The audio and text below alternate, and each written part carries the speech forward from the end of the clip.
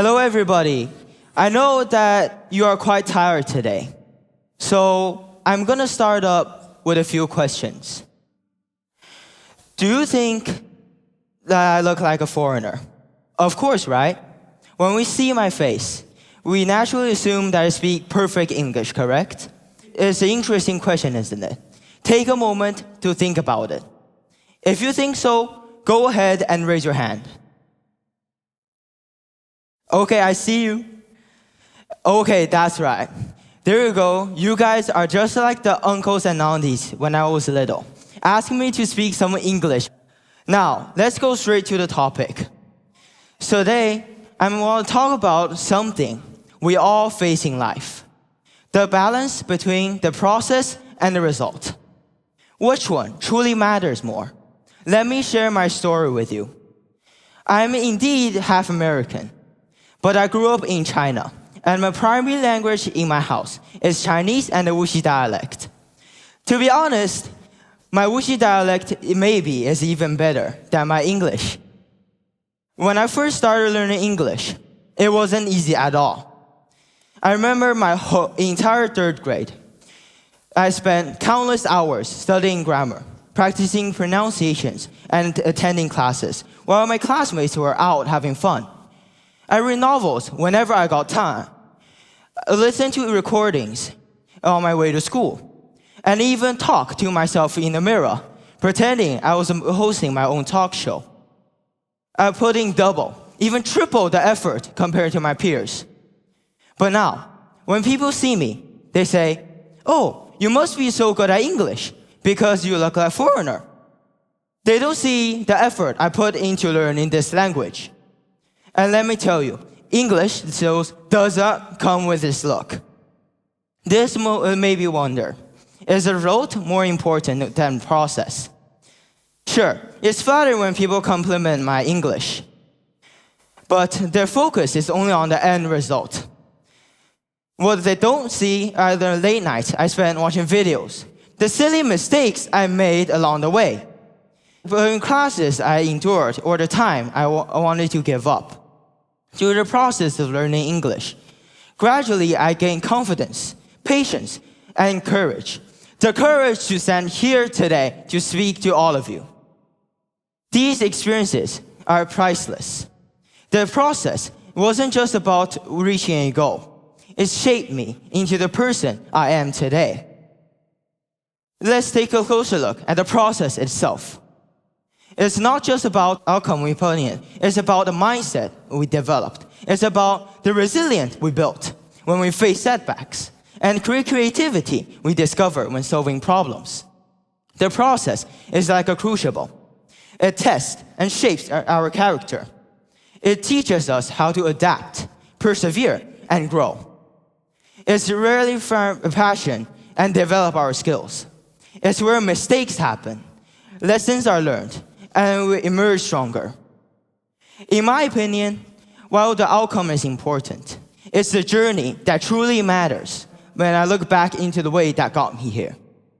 These experiences shaped who I am today, proving that the process is what truly defines us. Now, I want to share with you someone who inspires me. Stephen Curry, one of the greatest NBA basketball players of all time.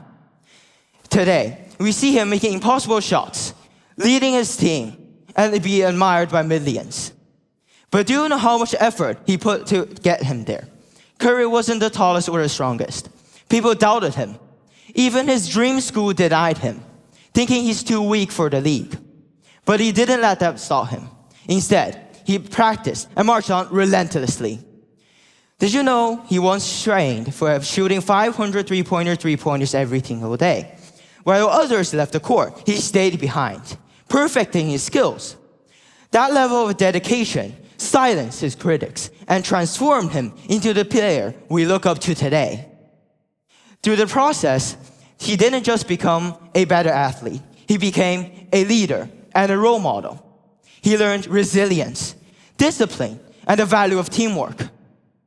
Yes, the championships and titles are amazing, but the process is what shaped his character. Many were inspired by his commitment, and the quality he developed over the years. From what I see, Curry will be a hero to many, even without his titles. So once again, I ask, is the process really important than the result? Is the result the only thing that matters? The process doesn't just transform us, it inspires those around us. When we fully embrace the process, we show others that success isn't just about final achievements. It's about determination. Take Stephen Curry as an example. His dedication inspired not only his teammates, but also tens and thousands of athletes worldwide.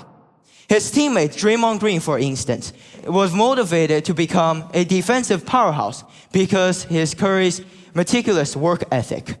And think of all the kids shooting three-pointers per day, saying, I want to be like Steph. As a baller myself, I can say, do not expect any result yet until you break enough sweat on the court. When we embrace the process, we become role models of others, showing them that hard work and perseverance can lead to greatness.